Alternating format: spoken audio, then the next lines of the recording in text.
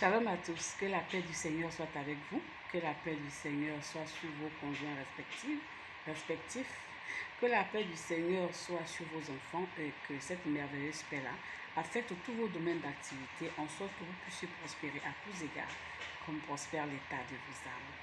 Nous sommes encore ensemble aujourd'hui. C'est vrai que ça fait un peu plus d'1 an que je fais de moins en moins des vidéos. Ce n'est pas de mon propre fait, ce n'est pas de mon propre chef. Je parle quand je reçois de parler. Voilà. Ça ne veut pas dire que je ne reçois rien, mais il y a des choses qu'on reçoit pour lesquelles il faut prier, sur lesquelles il faut méditer. Il y en a que tu reçois et puis après tu as le complément. Donc je prends le temps que ça demande d'être pris. Aujourd'hui, c'est la fête des femmes du temps. Alors, je souhaite très bonne fête, très bonne journée. C'est la journée de la femme. Très bonne journée de la femme à toutes les femmes, spécialement à toutes les miennes, mais en particulier à mes femmes de distinction. Voilà, celles-là qui ont disposé leur cœur en sorte que l'Éternel les convainque chaque jour et davantage de la véracité de mon appel, mais surtout du bien fondé de ma mission. Je vous dis merci. Puisse l'Éternel accepter vos offrandes, se souvenir de vos offrandes et agréer vos holocaustes.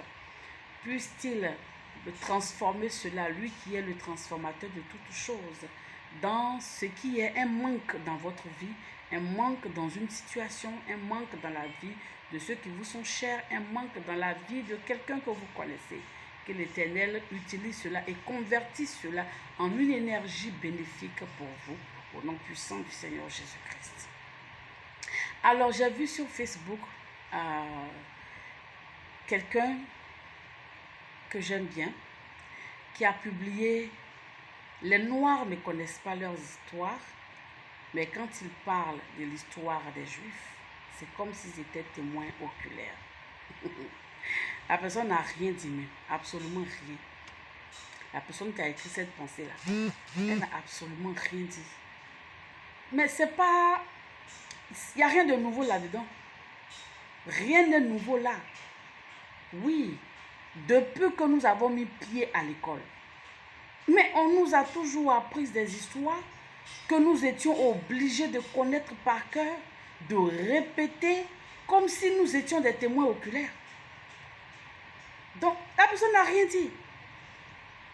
Il y a eu des histoires de personnes africaines, de personnes noires, voilà, qui sont citées par des griots, des êtres humains, encensés par des griots. Leurs histoires sont transmises de génération en génération. Mais 100 générations plus tard, celui qui raconte ça, raconte comme s'il était témoin oculaire. Parce qu'on lui a raconté l'histoire. Nous, on raconte une histoire écrite. Elle est écrite.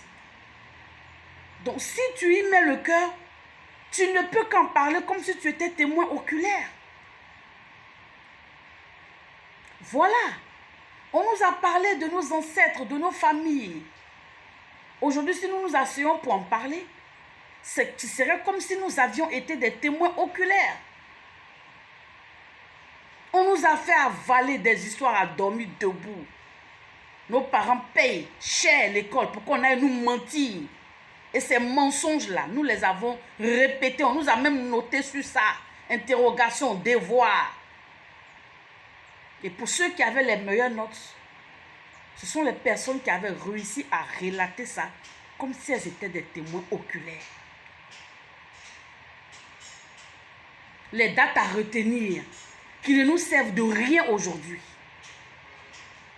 pour lesquelles on nous a tapés, pour lesquelles on veillait des nuits blanches pour les connaître par cœur. Parce que quand le maître va faire l'interrogation, le professeur, il va te falloir raconter ça point par point comme si tu étais témoin oculaire. Pour des choses qui ne nous servent de rien aujourd'hui, dans notre vie où nous sommes là. Ça nous apporte quoi, ces dates à retenir là? Peut-être pour ceux qui sont professeurs d'histoire géo. Surtout professeurs d'histoire. Alors, nous devons tout relater comme si nous sommes des témoins oculaires. C'est ça la connaissance. La connaissance, on ne la prend pas pour la jeter. On ne la prend pas pour la perdre. Tu ne la prends pas pour venir la déformer. Tu la prends pour venir la relater telle que tu l'as reçue. Ça ne vous fait pas mal qu'on ait appris des dates à retenir inutilement? Ça ne vous fait pas mal que des griots encensent des êtres humains? Mais ça vous fait mal quand on parle du Créateur. Ça vous fait mal quand on parle de l'histoire de Jésus-Christ de Nazareth. Le Seigneur des Seigneurs, le Roi des Rois, celui par qui toute chose a été créée, celui hors de qui rien n'existe. Ah, chacun a fait son éloge, non? Chacun a parlé de lui. Bouddha, il a dit qui il est. Mahomet a dit qui il est. Baya a dit qui il est. Je ne sais pas encore quel Dieu. Ils ont dit qui ils sont. Lui, il est venu, il a dit pour lui. Mais chacun apprend ce qui lui plaît. Et puis au final, on saura, on verra qui va où. Chacun apprend pour celui dont il a la conviction. J'ai la conviction de connaître mon histoire en tant que femme africaine. J'ai cette conviction. Et ce que je peux en connaître, je connais. Maintenant, je vais aller un peu plus loin. Dieu. C'est que je me demande quand vous lisez les livres saints, qu'est-ce que vous en tirez? Même si on laisse le Coran, la Bible, la Torah et tout ça, qu'on veut même lire les livres des autres personnes, des autres divinités, si vous voulez, vous ne percevez pas dedans qu'ils ont un point commun. C'est qu'il y a un créateur. Dieu Tout-Puissant. C'est un dénominateur commun. Et ce Dieu Tout-Puissant-là, à la création, il n'a pas créé plusieurs peuples. Il a créé un individu. Après, il lui a adjoint une femme. C'est de ces deux-là que sont issus tous. Ou bien vous avez vu quelque part que Adam et Ève étaient stériles. Ils sont morts. Et puis Dieu a créé d'autres personnes.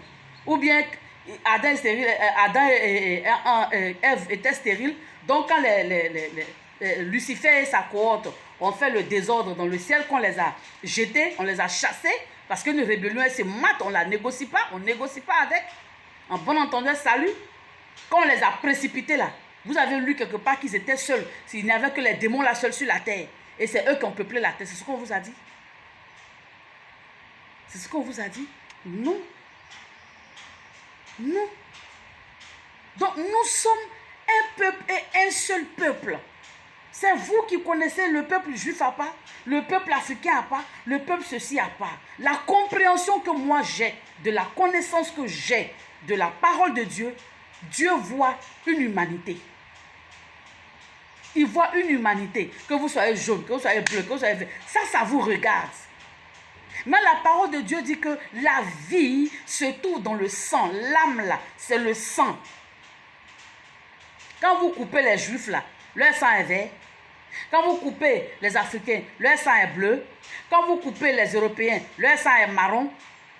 Nous sommes un, nous sommes les mêmes. Tant que la couleur du sang est comme ça, tant que la même manière, c'est-à-dire que c'est pas exactement, c'est pas la même composition, mais c'est ce qui compose le sang là. Tant que c'est la même base pour nous tous là, nous sommes un.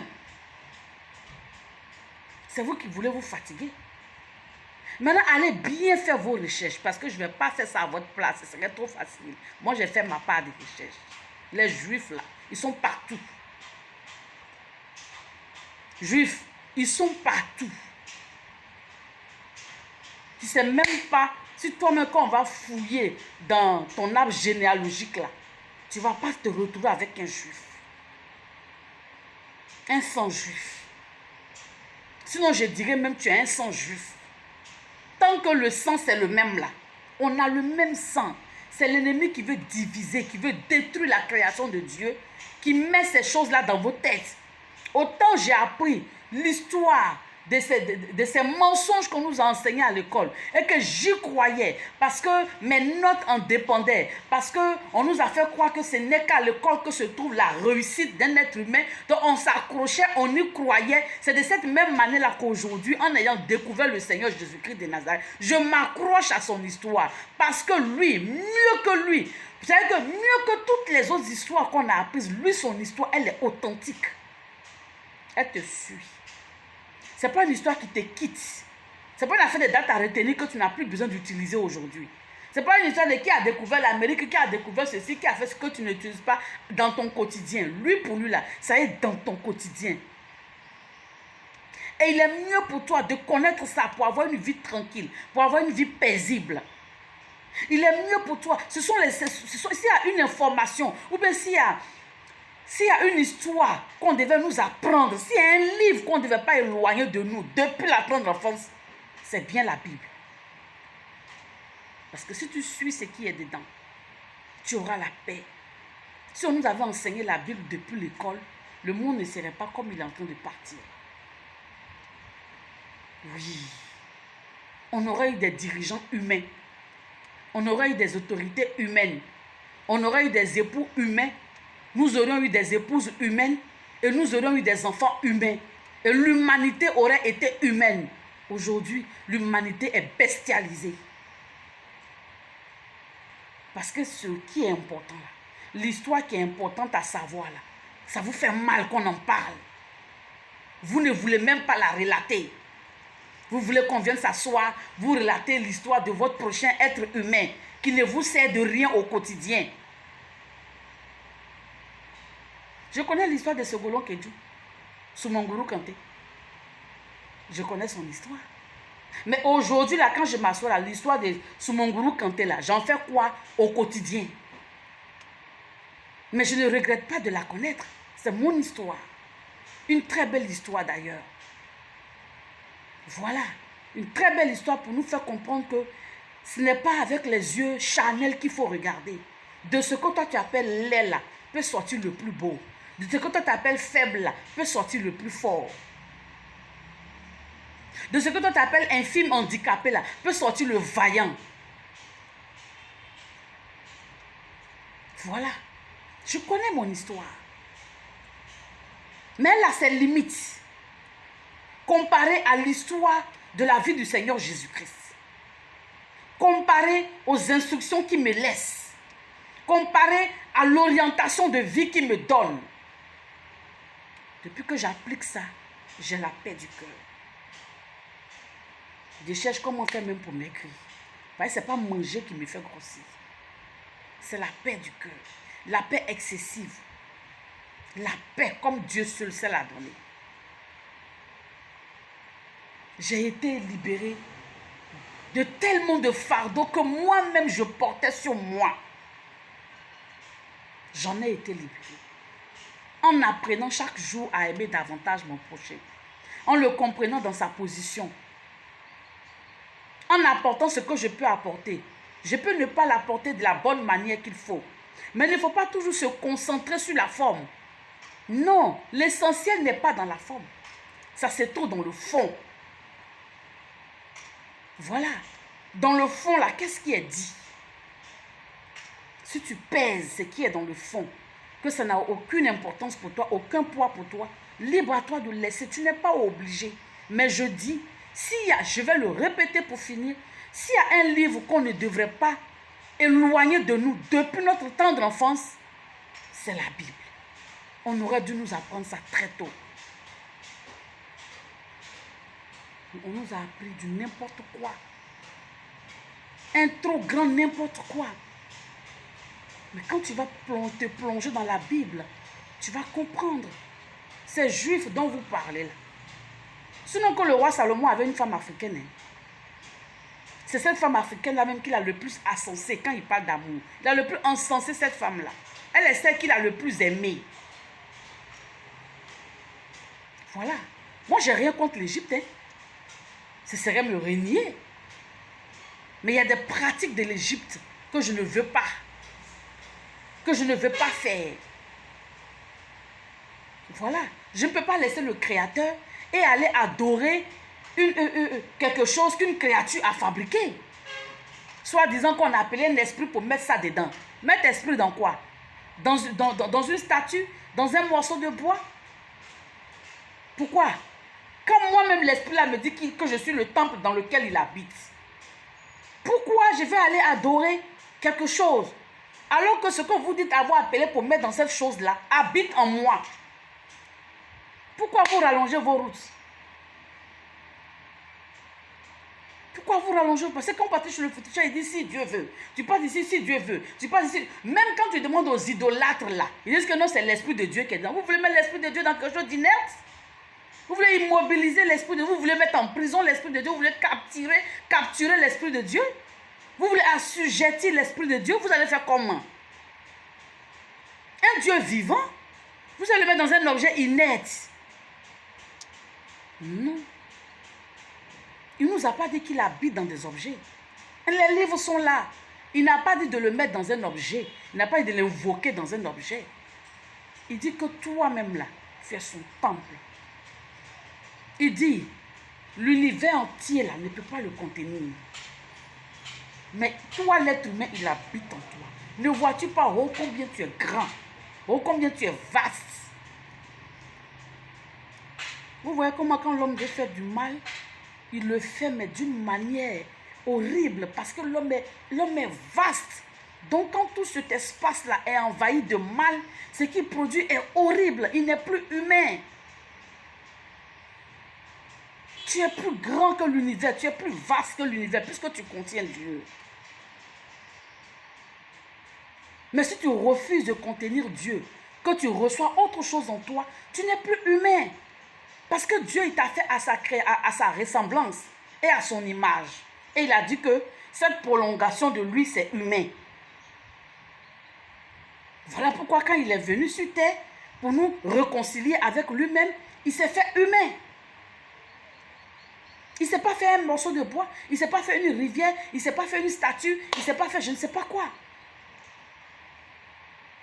C'est de cette même manière que si l'homme aspire à être bon, il fait de bonnes choses. Voilà. Si vous voulez, nous sommes tous juifs. Si vous voulez encore, nous sommes tous africains. Moi, je l'accepte comme ça. Parce que quand on part à l'origine, il n'y a rien. On a tous un point au bout là-bas. Là. Ce sont les deux personnes. Il n'y a pas quelqu'un d'autre. C'est Adam et Ève. Maintenant, Adam et Ève même là. Oh. Je vais m'arrêter là. Parce que c'est trop facile. Allez faire vos recherches. Vous publiez des choses, tellement ça vous... La vérité vous fait mal. Je vais vous dire quelque chose. Hein.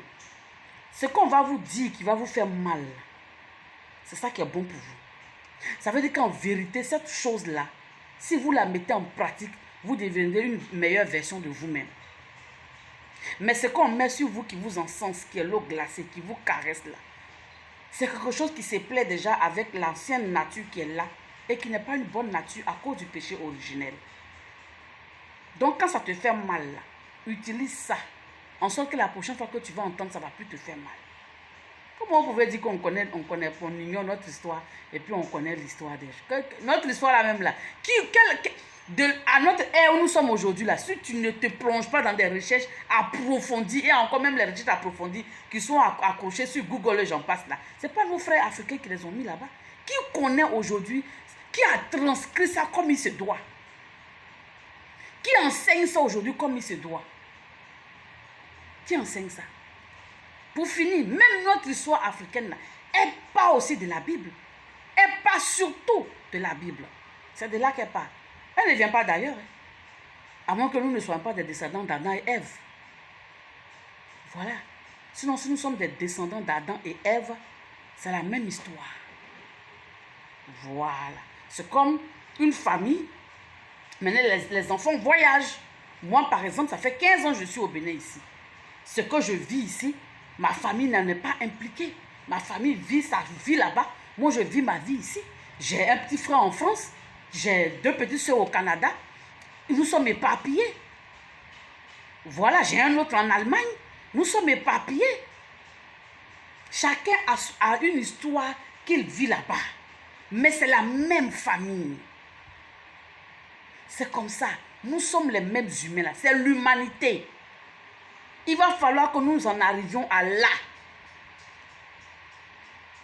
Au point de départ. C'est l'humanité d'abord. Alors, s'il nous plaît, arrêtons de rejeter la main secourable. Arrêtons de mal dire de ce qui est bien. C'est vrai, la Bible nous a prévenus. que les ténèbres vont dire qu'elles sont lumière, et elles vont dire de la lumière que c'est la lumière qui est ténèbre. On voit ça aujourd'hui. Hein. Ça est là, sous nos yeux. Ça veut dire que la parole de Dieu, chaque jour, est en train de se dérouler sous nos yeux. Voilà. Ceux qui font le mal, j'appelle le mal ceux qui ne pratiquent pas la parole de Dieu, ceux qui ne prennent pas plaisir à la pratiquer, ceux qui la combattent volontairement, ceux qui sont conscients de ce qu'ils sont en porte-à-faux avec la parole de Dieu et ils déclarent que c'est un choix qu'ils assument. Ces personnes-là sont encensées aujourd'hui. Ces personnes sont glorifiées aujourd'hui. Ces personnes sont libres de faire ce qu'elles veulent. Des lois sont même votées en leur faveur. En la faveur des personnes qui veulent vivre en contradiction avec ce que la parole de Dieu dit. C'est-à-dire que quelqu'un a créé son monde. Quelqu'un a créé son être humain. Et puis il a dit, de la même manière que quand on fabrique un robot, on dit, pour le monter là, il faut mettre le bras ici, il faut mettre le pied ici, et puis après il faut prendre cette huile, il faut mettre ici, il faut prendre le boulon, il faut mettre ici. Le monsieur, il a déposé sa posologie. Nous, on dit que non, comme nous a créé avec le libre arbitre, nous avons le choix, nous décidons du choix de s'opposer à la notice qu'il a fait pour nous. Puis même, on est dans les laboratoires en train de vouloir créer une notice contradictoire. Je regarde ça, je ris. Parce que nul ne peut surpasser Dieu. Nul ne peut le dominer. Nul ne peut le vaincre. Nul ne peut... Je ne sais même pas que dire. Il n'y en a pas. Tout ce que vous êtes en train de fabriquer sera défaillant. Parce que vous qui fabriquez ces choses-là, vous êtes ces créatures et vous êtes limités. C'est lui seul qui est illimité. Donc tout ce que vous faites là, il y a la défaillance dedans. Pourquoi je vais m'en remettre? Je vais remettre mon sort à des choses défaillantes au lieu de remettre mon sort à celui en qui il n'y a aucune défaillance. À celui qui m'a créé. C'est-à-dire, il sait avec quoi il a fabriqué mon cœur, il a créé mon cœur. De quoi il a composé mon cœur, c'est lui seul qui sait. Mes reins, ce qui est dedans, ce qu'il faut pour renouveler, pour restaurer, pour me guérir, pour me soigner, sans même que la maladie ne se manifeste, c'est lui seul qui sait. C'est lui seul qui sait. Quand tu achètes une voiture, je ne vais pas donner l'exemple d'une voiture ici, le nom d'une voiture, mais quand tu vas chez le concessionnaire, c'est-à-dire la maison qui a conçu ça, ils peuvent te dire ce qu'il ne faut pas faire pour que ta voiture vive longtemps, pour que tu l'utilises à son maximum. Et s'il y a un problème, et que tu as les moyens de t'adresser à la maison mère, ils vont t'envoyer la pièce originale de la voiture. Mais quand tu n'as pas les moyens, que tu t'en vas bricoler, tu seras toujours en train d'aller chez le mécanicien pour retoucher dans la voiture parce que cette pièce que tu es venu mettre là, qui n'est pas la pièce originale, va toujours apporter des défections dans la voiture. Ça va toujours apporter des désagréments dans la voiture parce que ce n'est pas la pièce originale. Ce n'est qu'une pièce photocopie. La photocopie n'est jamais l'original, même comme ça semble. C'est de ça qu'il s'agit. Shalom à tous.